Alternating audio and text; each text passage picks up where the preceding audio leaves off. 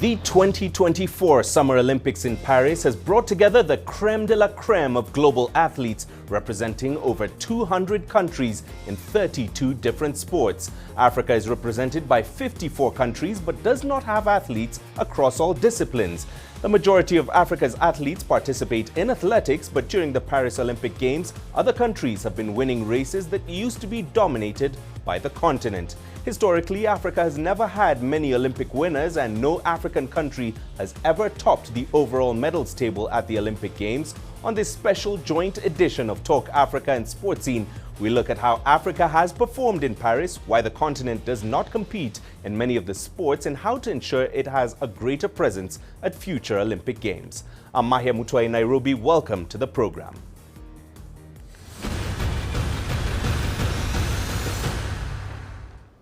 Welcome along. Now, the 2024 Olympics are on their penultimate day with some scintillating final events coming up in the next few hours. In around 20 minutes' time, competitors in the men's 5,000 meters final will hit the track. Now, despite defending champion Joshua Cheptegei of Uganda opting out of the race, 8 African athletes have qualified to vie for Olympic glory. Now, at 9:15 East African time, all eyes will be on the women's 1,500 meters final, where Kenya's world record holder and Olympic champion Faith Kipyegon looks to make history as the first 3-time women's 1,500 meters champion. Later tonight, we have the men and women's 4x400 meters relay finals, and the women's marathon is, of course, slated for Sunday morning.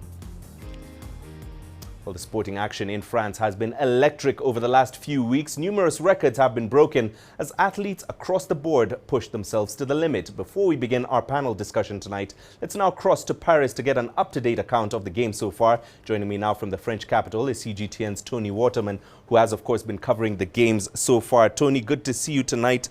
We finally saw Ethiopia get their first gold in the men's marathon earlier today in the French capital there, and the final track events do finally get underway this evening.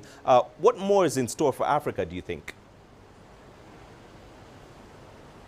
I mean, that marathon this morning, that race was just absolutely remarkable to watch. This is a course that has been touted as the most brutal in Olympic history. It is a very hilly course. At the 29-kilometer mark, there is a hill incline of 13.5%, which is why Ethiopia's Tola's victory here and Olympic record was just so incredibly impressive, given the difficulty of this course. That new Olympic record, 2 hours, 6 minutes and 26 seconds. Afterwards, he said, you know, this is the greatest day of my life.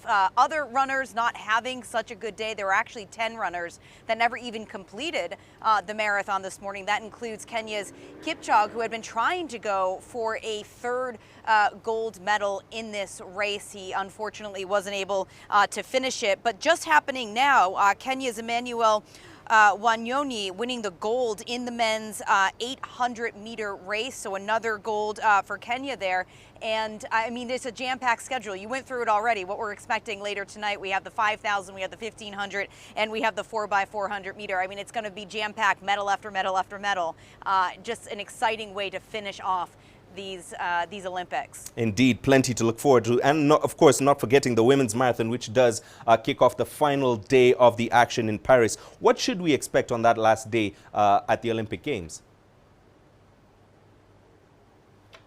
Well, I mean, this is the first time that the women's marathon is actually being run as the last event in the track meet. Usually it's the men's marathon that is the last, but this is supposed to be about the parity that we're seeing in these Olympics, as many female as male athletes for the very first time. And in fact, the course that these women are running retraces the steps of the Women's March on Versailles, which happened 235 years ago. All these women going out to that iconic palace to complain to the king about the price of bread, and these women are going to be running this course.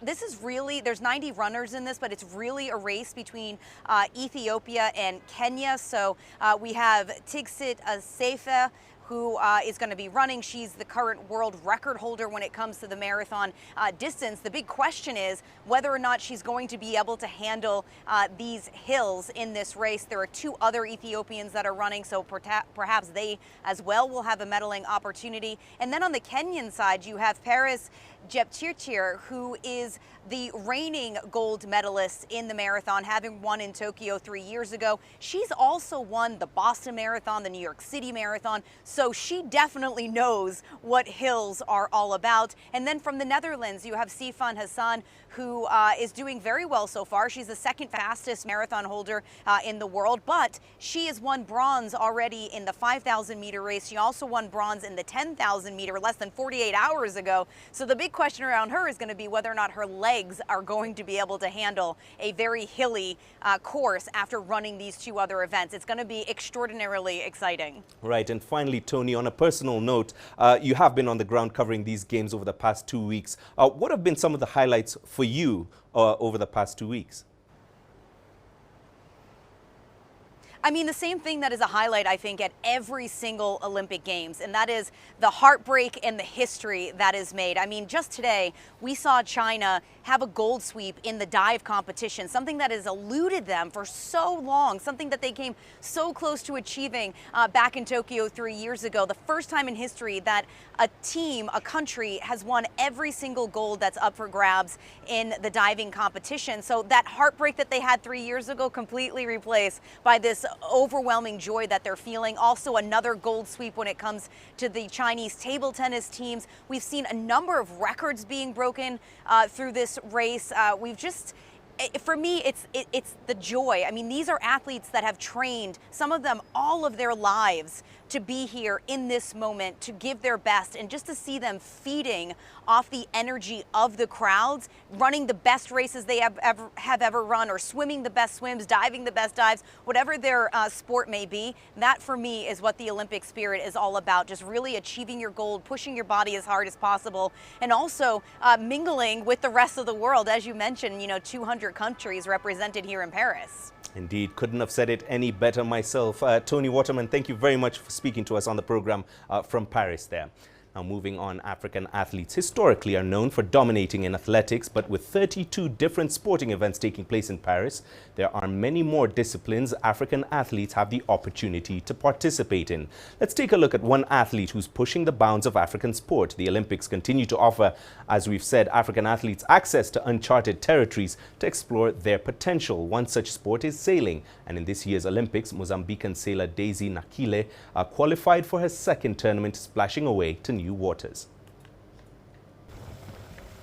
The Olympic Games are fast becoming Daisy Nakile's playground. It's her second Olympic Games, and qualifying for it meant the world to her.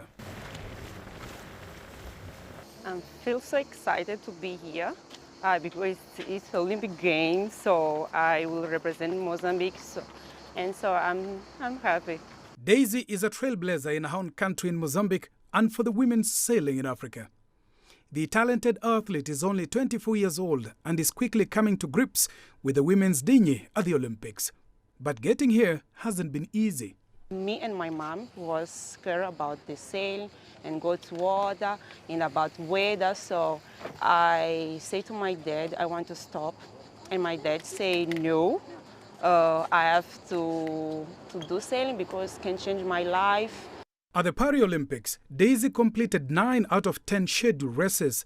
She was classified 40th overall, scoring 301 points after one race was cancelled. She still has bigger dreams for the future. My dream is to win the Olympic Games, but it's not easy. We have to work hard, and we need sponsors to win, because it's not easy. Daisy gave her best at the Olympics. She started well and gained some good positions against our opponents, but the level of competition this year was tougher than before. Mozambique has not won any medals at the Olympic Games since the year 2000. Daisy has a chance to rewrite that history in 4 years' time. Sadiq Shaban, CGTN.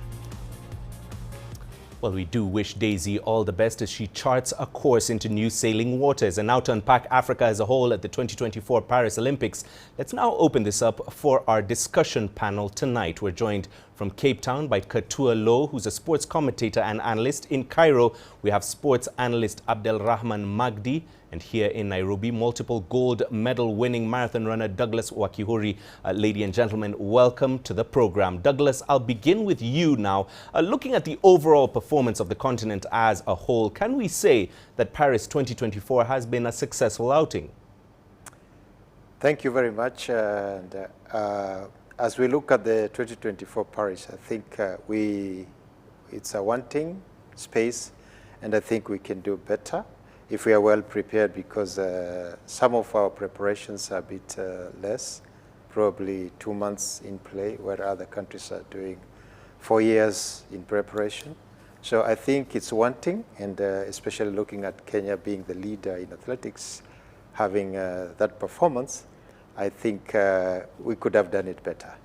Right, and let me come to you, Katua, in Cape Town. This year's Olympic Games, of course, did bring a number of changes to the sports that were added to the roster. Just take us through some of the new sports that were added at the 2024 edition, and if there were any surprises from Africa there. Well, just in terms of the biggest one that made its debut, and actually the only debut because some have survived from Tokyo 2021, is breakdancing, which happened over the past 2 days, which was very interesting to watch. Snoop Dogg opened the session in classic Snoop Dogg style, so there was much excitement around it. It is something that I think we as fans are going to have to get used to. It's not, I think, so familiar in South Africa or in Africa even though it has deep roots in Africa, breakdancing, or breakers as they are known. And we also welcome back surfing, skateboarding, as well as 3-on-3 basketball, which I think were all very successful, and sport climbing as well, are very successful sports to be added, and I'm glad they survived and came over to Paris 2024. No surprises from African athletes. Unfortunately, from South Africa's perspective, we had quite a few taking part in these sports, which for us is a very big win, just to even be qualifying and being in that arena in these sports that are not familiar in South Africa. So from that perspective, just qualifying for these new sports, I think, was a win. But no, unfortunately, not yet. No upsets for the South Africans or Africans. Right, and Abdel Rahman, let me come to you in Cairo now. When new sports, as Katua has mentioned, new sports being brought into the roster, like breakdancing, like sports climbing and rugby sevens recently, when they're added to the Olympics, does this then present a challenge to African athletes, or rather, is this an opportunity to expand into new medal opportunities for the continent?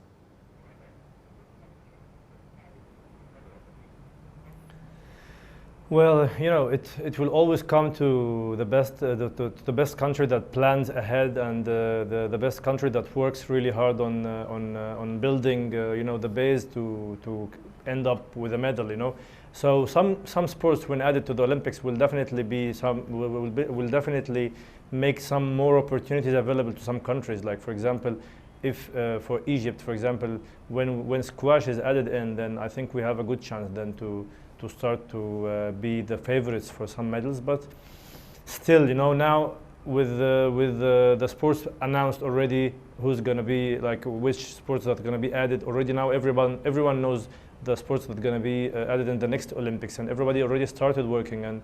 And for example, I already know that many of the top Egyptian coaches in a sport like squash already started to move out to the USA, to move out to some Gulf countries, who already started preparing so hard. So, you know, it is an opportunity, but still the best planning, the best, you know, the country that will invest the best, the country that will think smart, will be always the country that will have the best opportunities to win medals. Right, and now moving from the newer sports to the more traditional ones. Douglas, let me come to you. You're no stranger to athletics. When we look at the traditional medal-winning sports for the continent, like athletics, for example, it does seem like the usual heavyweights have been losing their grasp of late. Is this the case, and is there any cause for concern now? Yeah, I want to say that we have only been winning in the last few Olympic Games for the 6 events. That's the 800, 1500, 3000, and 5000, 10,000, and the marathon. It's about 6 or 7 disciplines. And what probably has happened is that we were more full of talent, and we took the opportunity to utilize that opportunity. But now the world is catching up. They are learning. They are opening up academies, whereby Africa is still using the normal traditional methods of training. We need to add probably science and technology and whatever new methods are coming up. If I give you an example of myself, I went to Japan when I was 19 years old, and my dream was to become an Olympian. And for those 4 years that I went to train in Japan, I was exposed to technology, science, and even timing and planning. And the whole training was compiled to look at 4 years ahead. And this is at 19 years old. So when we look at ourselves, that we sometimes try to complain and say that other countries are trying to copy our secrets, but it is what they are doing we are not doing, and what we are doing everybody is not doing. So we need to change that. And as I've heard, the new sports are coming up, and I believe that one of the key base areas would be the facilities that need to have the standards. Most of our facilities don't have standards here, and if they have, very few of them are certified and classified, because like stadiums, we need class 1 and class 2 proper. And this, of course, qualifies us to have a national training center. So most of the African countries, I know that Egypt has done very well. They have probably something like Wadi Degla, which has taken sports very seriously. And that's why he's saying that if the squash is taken, they have an opportunity. But other African countries have not done that. And those are challenges that have to come. We still even have the normal events or disciplines that are there that are not very popular in Africa. And right. For us to, even if you look at our team construction that we take to the Olympics, we are actually very limited to very, out of the 32 disciplines, we even take maybe 2 or 3 or 4 or 5 disciplines. So when are we going to even match the 32 disciplines, leave alone the new disciplines that are coming on board? So we have to be concerned. We have to change, and I can give you still another example of, like, for example, with Faith Kipyegon. She's been running in the Olympics for the last 12 years. Does it mean that there's no challenger who has come from Africa to challenge her? That is a concern, because then it means we don't have a reserve basket. We are not growing the young and the talented athletes who should be able to now take over after the seniors have moved to other or longer distances. So it is a concern. We have to address it. Otherwise, we'll end up just becoming normal, because other countries are doing better than ourselves. Indeed. And Abdel Rahman, let me come back to you in Cairo. You've worked in the past with sportsmen. You've worked with the Egyptian national team as well as being an analyst. Just take us through some of the challenges and roadblocks that maybe African sportsmen and women do go through in preparing for something as major as the Olympics or even the World Cup. What seems to go wrong for African sportsmen there?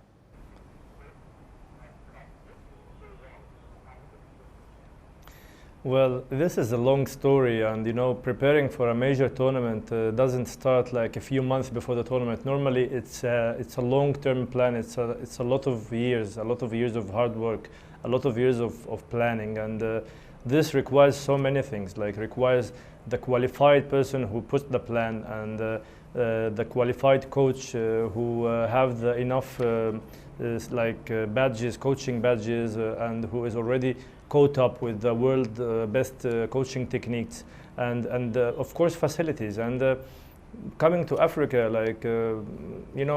these things doesn't work really the best way. I think facilities can be an issue sometimes. I think the knowledge is something that now is very important. I mean, coaching now is a huge science. Every day there are new things, and not everybody is catching up in Africa. I'm not saying that there is none, but the people who put the plan, the people who run the projects are not always the best. So you may spend a lot of money, but in the wrong direction. You may do a lot of hard work, but not in the best direction. So I think the two major obstacles are of course facilities, are the availability of the coaching knowledge, of the coaching science. The availability of this is not is not always available in every country. Some federations do really good job sending the coaches out to get the best knowledge, but still it's very limited.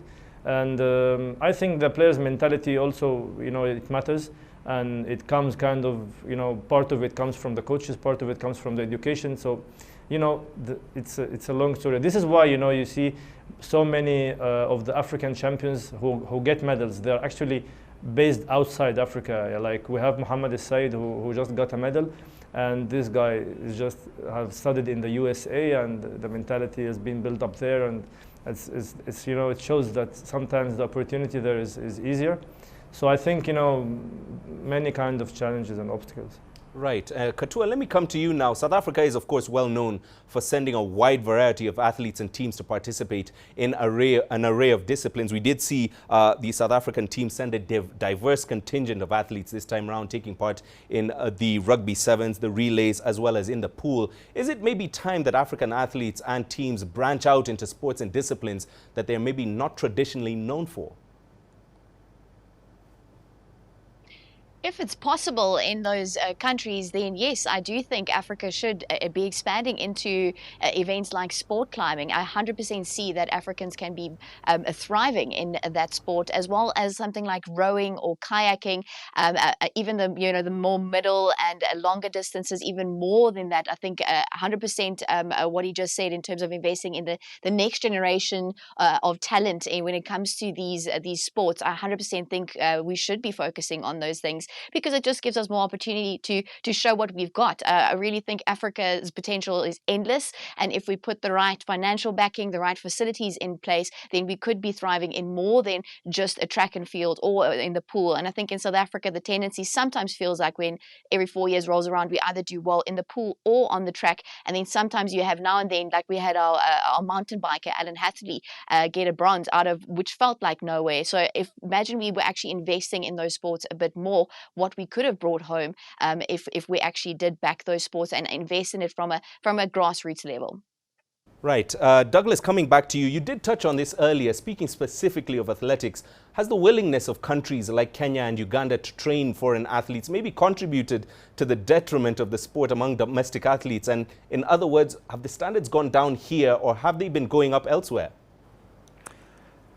I want to believe that other countries have opened up academies and more better facilities than we have. So over time, we have not developed in terms of facilities.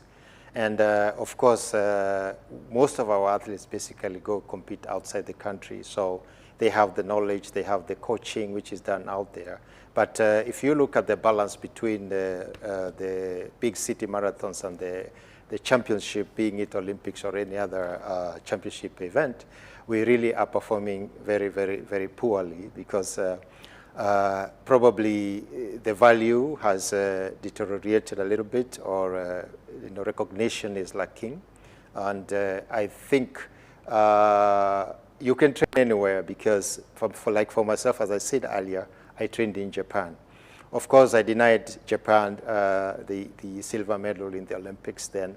But again, Kenya gained from that particular opportunity that I got, and I took it, and I trained. So, and I also heard that from Egypt also, most of us who have won medals have gone out. So there must be something good out there that every other country is doing, and what we are not doing. So coming to train here is still good, but then why is it we are not winning and we are being beaten? The probably cause lies in between our structure from the scouting, or basically I can call it the pathway, which is probably the Olympic cycle, which is 4 years. You have kids who start training at 4 years, then you go 8, 12, 16, and 20. That is the Olympic cycle. So in that basket, probably we are not growing our athletes, and we have also lost the value of being a patriotic athlete who must die for his or her country. We are seeing Kenyan athletes going to run for other countries, which I can't blame them, but I think it's because probably they've been denied an opportunity to represent their country. And all these factors are contributing to our downfall, because then patriotism and recognition is key. We've just seen the Botswana 200-meter champion has been received very well. Even the president really acknowledged that. And I think that is what we need to keep our athletes within our country's boundaries, rather than letting them go out there. The one scenario that we've seen is at the steeplechase, we had a Kenyan winning for Bahrain, and another, well, basically one of ours winning for Uganda, and Kenya becoming number 3. That would have been automatically 1, 2, 3 for Kenya if then we managed to keep them within our boundaries. And I think we are going to have more to lose if we allow this to continue. And I also believe that in every Olympics that happens, we do write reports and challenges that tell us why we performed the way we performed. But then what do we do? If I would given an opportunity, is that I would like to enhance the African sports themselves. We have 32 disciplines within the Olympics. We do not see those disciplines in the African games that happen all over Africa. And I think we need to put our heads together and bring all these 32 disciplines together, right, and see how we can collect teams, which teams we can take. Because all of us, there are some teams we have been participating since 1968, and we probably have never even gone anywhere into the Olympics, but yet we have federation within the country. Douglas, let me just jump in here and bring in Abdel Rahman, because maybe the question is a matter of finding the right coaches. For example, we did see Abdel Rahman, the same coach that turned Michael Phelps into one of the most decorated Olympians in the pool, is now doing the same for some of the French swimmers, in particular Leon Marchand. How much of a factor then does coaching play here?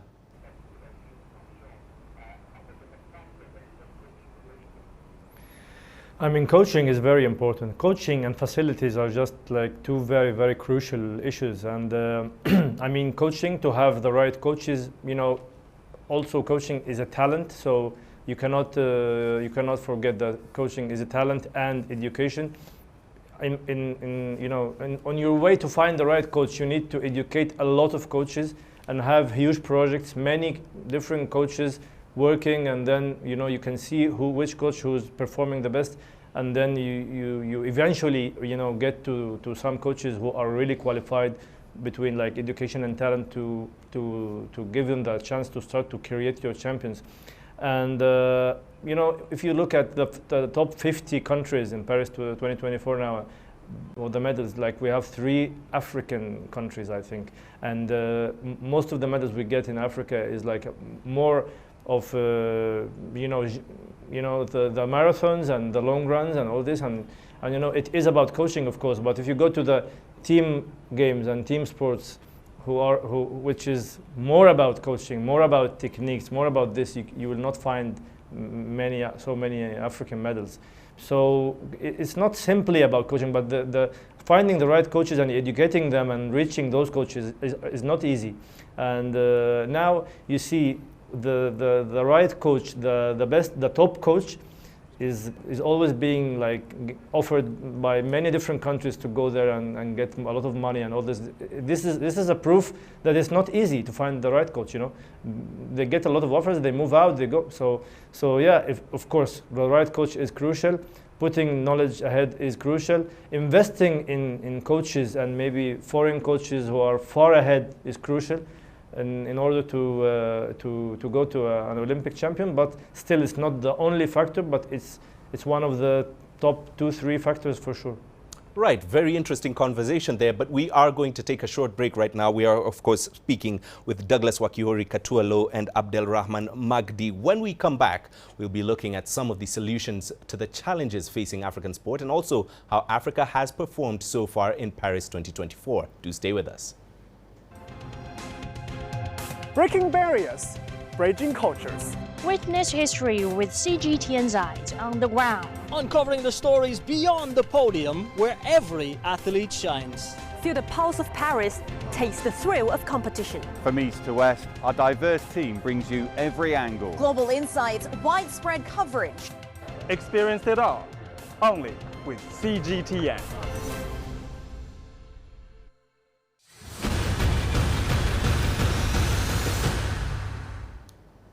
Well, welcome back to this special joint edition of Talk Africa and Sports Scene here on CGTN. The title of Olympian is one that is coveted by many athletes, and winning a medal in an Olympic event immortalizes their legacy. As the saying goes, once an Olympian, always an Olympian. Our correspondent Julie Shire tells us more about what this means for one Olympic athlete. Verushka's grain journey is nothing short of remarkable. From humble beginnings, she has battled the odds to represent her country on the grandest stage of all, this year's Olympic Games. It was a very special moment because our team, the Springbok Women's Sevens, has qualified twice but couldn't go. And to actually go to the Olympics this year has been amazing, and to be part of history for Springbok Women's Sevens has been an incredible experience in Paris, and we just hope to grow from there. Verushka's influence is already being felt, but she wants to do much more for the sport. For me, as a female rugby player, playing the sport that's male dominant, it really means a lot to me. And to young kids, the young girls, even the ones that I coach that's looking up to me, I really need to be an inspiration to them. And for the game to grow, we have to start somewhere. And for me, it's in the schools. Young girls from Paarl and beyond are lacing up their boots, dreaming of following in her footsteps. To my girls, it's a massive opportunity to have someone as inspiring as coming from our small Paarl village to be there where she's at. And for me as well, used to be a rugby player, looking up to her, it's an amazing opportunity.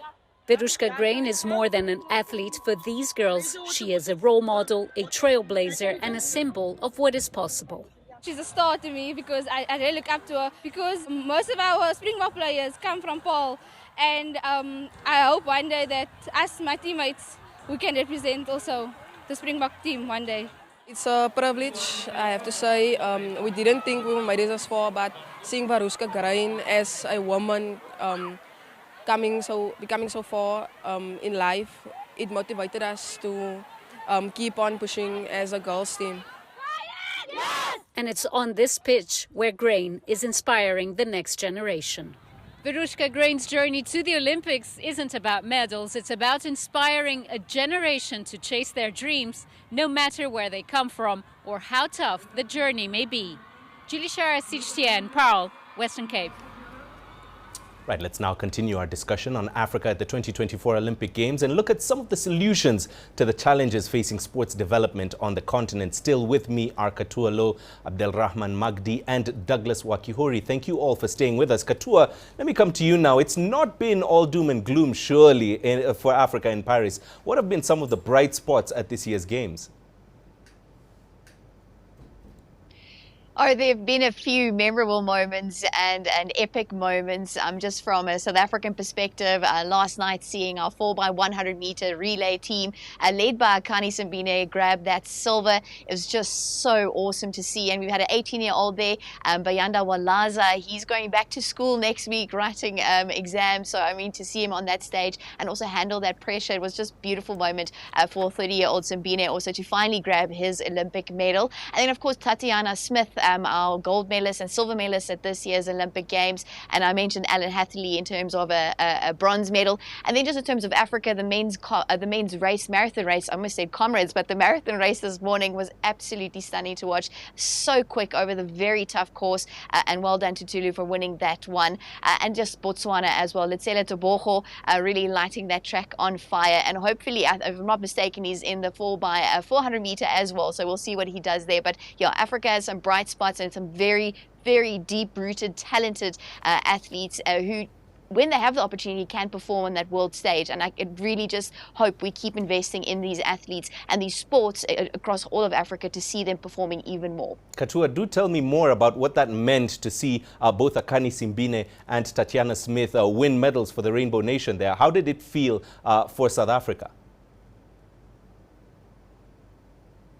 Oh, I mean, we love to celebrate in South Africa. We love to see our athletes, our sportsmen and women do well on the world stage and also defy the odds. We always feel like the underdogs. So to see Tatiana actually go back and get another gold for once we were actually, you know, the defending champ at an event like this. And also just from Akani's side, we've been backing him, you know, every Olympic Games. It's just always heartbreaking, fourth position. So to finally see him just grab a medal in with this beautiful young team he is leading, and he said he's very honest with them. He tells them about the challenges. So hopefully this will also inspire the next generation of sprinters specifically to come through and also take up sprinting and continue sprinting throughout school level and through varsity and get to these positions at an Olympic Games. But it meant a lot for South Africa. I mean, after the Springboks won the Rugby World Cup in France last year, to see more South Africans perform in France, it was a beautiful moment, and I think which we can't wait to welcome our athletes back home to celebrate with them. Indeed, what a moment that will be. Piggybacking now on what Katua said earlier on diversifying into other sports, Douglas, can you maybe see a scenario where traditional athletics powerhouses like Kenya, like Ethiopia, maybe even Nigeria in the sprints, maybe open up their focus to other field events or even spread into and dominate sports away from track and field altogether? I don't think that it's a door to open. It is a change that has to change us to do so. And I think we have more talent within those areas. We can explore more and even beyond what the Olympic disciplines are. And I think, I think the commentator from the sports commentator from Egypt said, number one is to work within our coaching system and structural system of training and all that, because for some reason, when we go out of Africa, we end up performing very, very well. So then when we come inside Africa, then what is it so different? So we need to expand that opportunity of even winning more gold medals. And of course, that comes with the challenge of facilities and coaching. And of course, I think the traditional thinking of training system that we keep our athletes 2 months in a camp and they are ready for the Olympics is starting on a wrong foot. I think most countries are working on the 4-year or 5-year system, whereby they take their young ones to when they are 15 years old to the training national centers, and they keep training for the next 5 years before the Olympics or 4. For African countries, probably that needs to change. There are those African countries that are doing the same, putting their athletes or sending their athletes away for a number of more than 2 or 3 years for them to be able to compete and be within the standard to qualify and win medals. And yes, we need to expand that, but again, that expansion comes with a challenge of equipments and of course coaches and of course the word team. We really need to enhance what it means when you say you have a team representing a country. We have individuals who have been put together for 2 months going to the Olympics. You don't call that a team. Those are just maybe Kenyans who are been training separate in their own different ways and put together. So yes, we need to see how we can expand, hopefully in the next Olympic, to see that we have a discipline of 32, if not more, athletes to represent Africa. It is interesting that you bring up the topic of teams there. Abdel Rahman, let me come to you in Cairo now. Correct me if I'm wrong, but it does look like it's harder to medal in team sports on the African continent than in individual. Is this the case, and does this maybe indicate that there is a need to give more attention to sports that aren't individually based?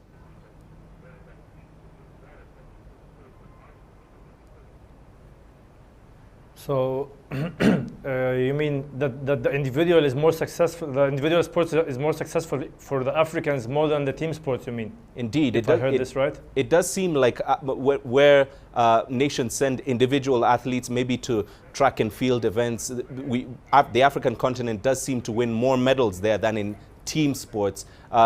Is that the case, and does that need to change?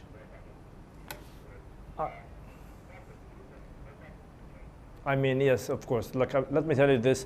Individuals always will have the better chances because, you know, some individuals will have their families sponsoring them very well. They have their families already, like, prepared and moving maybe to living in another country, spending the money that should have been spent by the federation, but it didn't happen.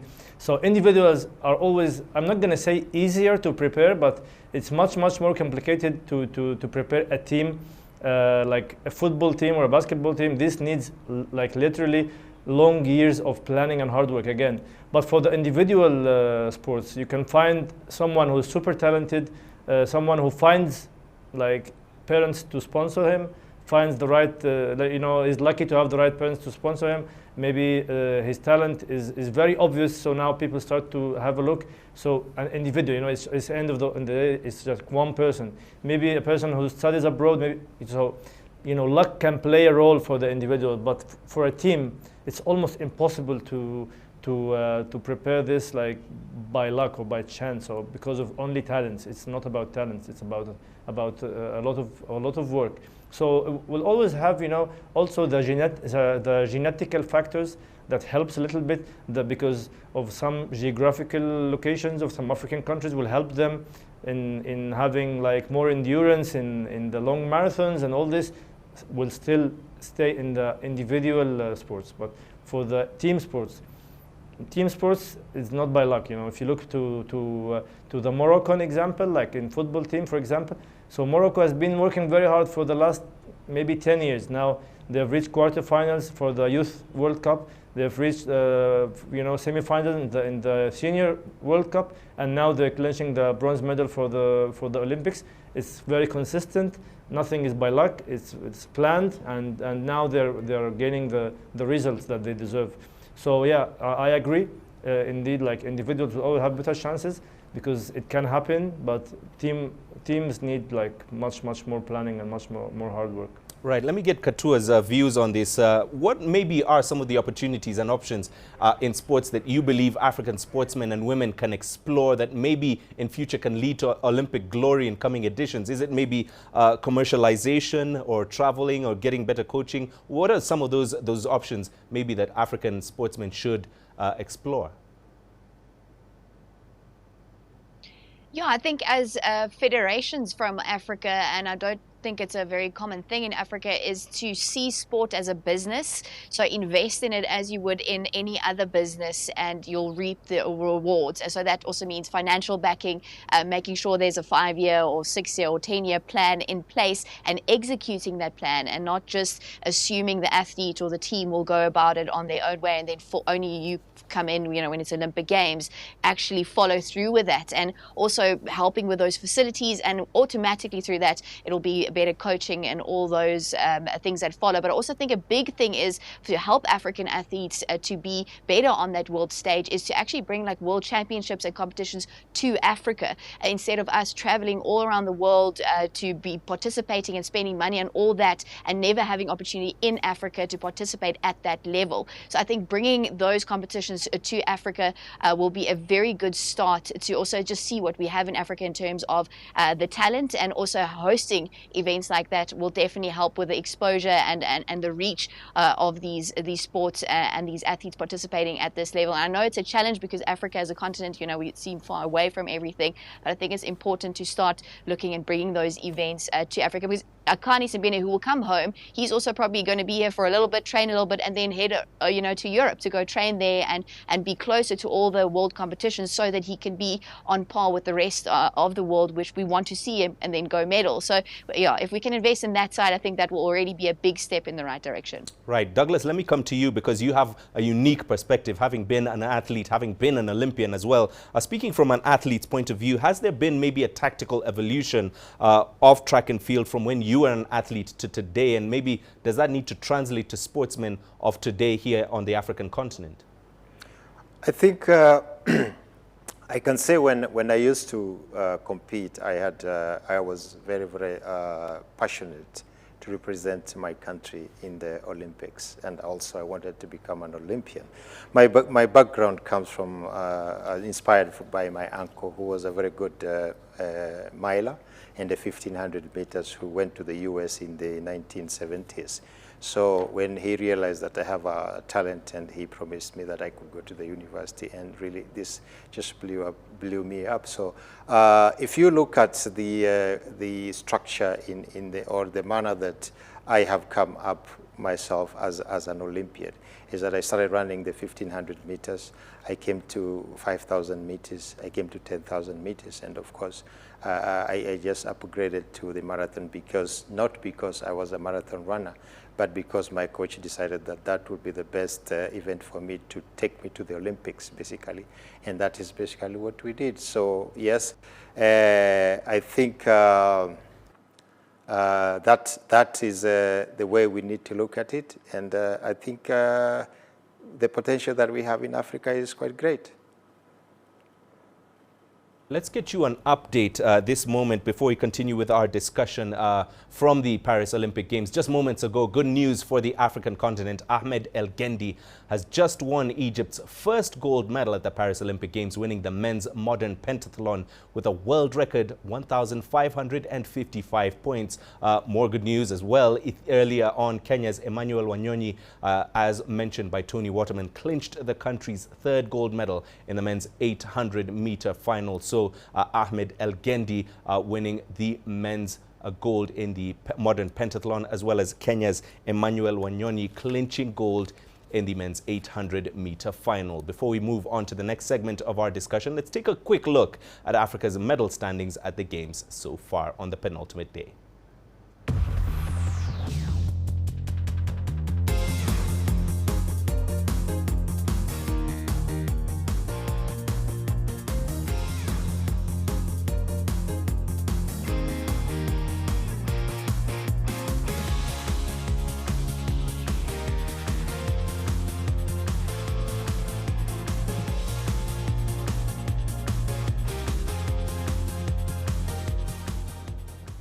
Right, let's continue our discussion further with our panel. Douglas, let me come to you. On Friday night, we saw Botswana's Letsile Tebogo make history, winning the 200 meters, which marked a first for an African athlete over that distance. Where would you say the standout performances for the Games came, including that one?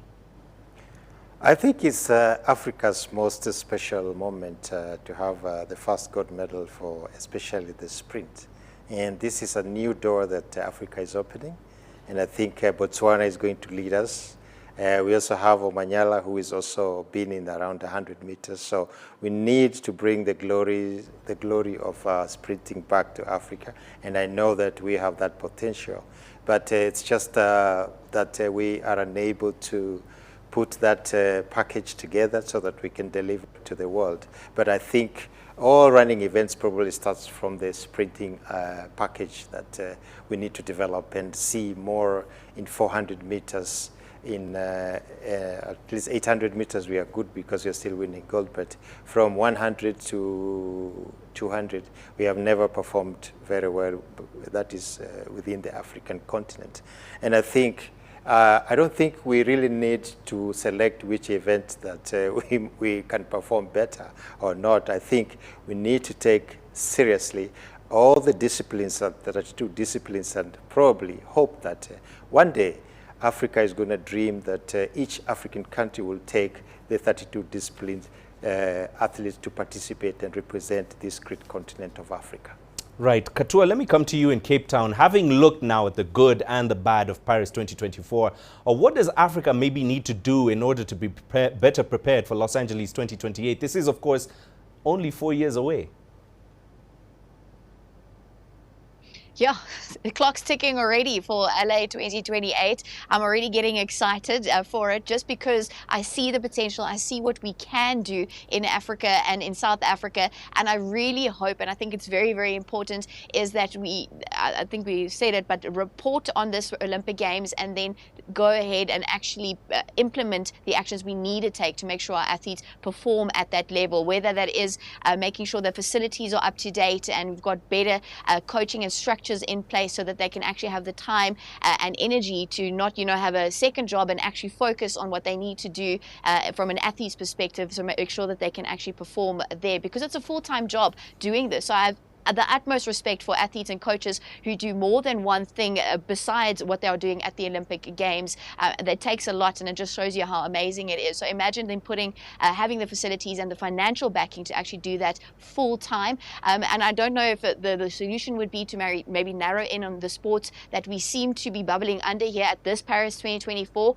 and just invest fully in those, and then see how it turns out at LA 2028, to make sure that we have that and then build from there, because it's going to be a long process, a process I think we can get behind and should get behind very quickly after Paris 2024, to make sure that things are, but I think it comes down to financial backing and infrastructure in Africa specifically, just a base level to make sure that we get and keep performing at an Olympic level, but also those competitions coming to Africa, that's very important. Right. Douglas, let me come back to you. We have, of course, seen plenty of positives from Paris 2024 and plenty of surprises for the African continent.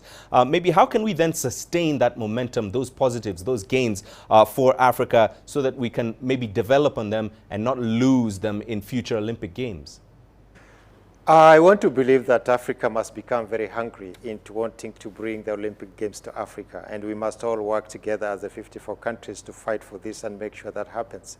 That also will increase the momentum of our athletes wanting to perform, and especially winning the Olympics within the African soil. We have been traveling all over the world, chasing all these Olympic Games everywhere they go, and we perform very well. We must give credit to Africa and our athletes who have been really working hard to represent Africa. But on the other hand, I think, or the way I feel is that it is time that Africa is given an Olympic Games to organize or to host the world into Africa. This will inspire a lot of African athletes who are looking at us, if not being better than us. Right. Well, Africa will be hosting the world, albeit in a smaller capacity. The Summer Youth Olympic Games, of course, do come to Senegal very shortly. It will be the first IOC event on the continent. So that's a small gain there, Douglas. What opportunities then do we have there as we now look ahead to the 2028 Olympics? I think as the South Africa has said, is that they are very excited because they already know, they have seen their team and they already see what is coming next. For a country like South Africa, that is a very good space. And for now a country like Kenya ourselves, we really need to go back to the drawing board and see what do we have now. All these senior athletes who have finished their term within the Paris 2024 Olympics will not be able to participate in the 2028 Olympics. So then what do we have in that space? Are we able to grow the athletes within the next 4 years? I think it's a ticking time bomb, but nevertheless, we have to put a team to go to the Olympics in 2028. And I believe that if for the results, we must own the results that are going to come out of Paris, and we must sit down and see where we went wrong and correct that. But most of all is that you will always find that some of these structures are very well designed for a good performance, but the officials who execute these structures probably don't do a good job. And as Egypt has said, is basically part of it is coaching, part of it is leadership, and I think we need to improve the leadership within our African federations to be able to put things on standard, and of course, being able to execute and plan equally. I think everybody, most of us wear a watch, and the watch is what manages our day-to-day events up to the time when the Olympics is happening. And if we are not able to manage our time within the watch that we wear, then we have no business of trying even to go to the Olympics, because we start on the wrong foot and we don't expect to harvest a gold medal if that happens. So if then that is the case, we need to be smart, we need to be on time, we need to be accurate and make the right decisions at the right time, because Africa has plenty of talent. It's only that timing and planning and leadership that fails our teams that participate in the Olympic Games. Right. We did lose Abdel Rahman in the discussion there, but we will come to Katua now. Maybe looking ahead to the Los Angeles 2028 Games, the preparation, of course, begins now. What maybe should Olympic committees on the continent be doing to be better prepared for that edition and maybe more in future beyond that? Well, nurture the talent we have on the continent and make sure that they are in Africa, and then do everything you can to assist them to go to these events, overseas, World Championships, World Cups, events where they need to qualify. So nurture it at home. And also, I think a very big part, and we've seen it in South Africa, is the sports that have been introduced at school level. They are successful because you can pull them right through cricket, rugby, soccer. They are quite successful sports in South Africa specifically. So imagine bringing in those sports we want to perform at the Olympics and only see at the Olympics, bringing them in at grassroots level and at school level, investing there and seeing how it grows. Because again, Bayanda Walaza, who's 18, who was part of our sprinting team, they had to raise funds in his school to send his coach over with him. So he wasn't even, it wasn't even just a part to have his coach of it from Team South Africa's perspective. So those little things have a big impact on these athletes and the systems that they are. So create those systems from school level, let it become the norm, and let's be prepared for LA 2828. Indeed, what an enlightening discussion this has been from both of you. I'm going to get you final words before we wind up. Douglas, I'll begin with you. What are your final words as we are on the penultimate day of the Paris Olympic Games? I think first is to congratulate all the African teams that have performed and made Africa proud. We really appreciate you, we celebrate you, and I believe that you're going to inspire the next generation that is coming to take your space or your place to represent this great continent of Africa. And also, I want also to wish those young athletes who are looking at us to work really very hard. Discipline is key, patience and courage, determination. And if you ever feel that you're lost somewhere and we are around, just reach to us who have been there before, and we'll give you a word of wisdom. And the last point is that gold medal is like a rose flower, which is very beautiful at the top, but the stem of the rose flower has many thorns. Those are the challenges that an athlete and the coaches or a country has to overcome to be able to harvest the beautiful rose, which is a gold medal when you're standing on the podium to hear your national anthem play for Africa. Absolutely fantastic words there, Katua. Let me come to you last, but definitely not least, for your words of wisdom. How can I follow that? It's a perfect description and so beautifully done. The Olympic Games is just the pinnacle of sport. It's something that inspires generations, countries, and people just as individuals, from the smallest one to the biggest country. It inspires us all to dream bigger and do better things. It's the one inspired me to start in this field of sports broadcasting. So I just hope that the effect of the Olympic Games doesn't stop now when we end, tomorrow or on Monday, when the magic fades away a bit from seeing it on TV. I hope that dream and that hope that you can be part of something bigger continues, and that, as he said, to actually reach out to Olympians and people who've been in those positions and ask for help and advice. I think that's a brilliant thing to do, and then from there we can build together. Right. Thank you so much for that. Before we let you both go, more good news for the African continent and Kenya in particular, as Faith Kipyegon successfully defends her 1500 meters title, clocking an Olympic record time of 3 minutes 51.29 seconds. The victory is also a milestone for Kipyegon as she flew to her third consecutive 1500 meters title, adding Kenya's gold medal tally in Paris to 4 at the moment. Well, this has been an absolutely fascinating talk. Thank you for your insights to all our guests, but that's all the time we have for on this special joint edition of Talk Africa and Sports Scene. A big thank you to our guests this evening, Katua Low, sports commentator and analyst in Cape Town, sports analyst Abdel Rahman Magdi from Cairo, and here in Nairobi, multiple gold medal winning marathon runner Douglas Wakihuri. Congratulations, of course, to all the athletes who did participate in the 2024 Paris Olympics and to those going home as Olympic winners. As we wind up the show, let's celebrate our African Olympic champions. From me, Mahia Mutua, and the team here in Nairobi, until next time, it's goodbye for now.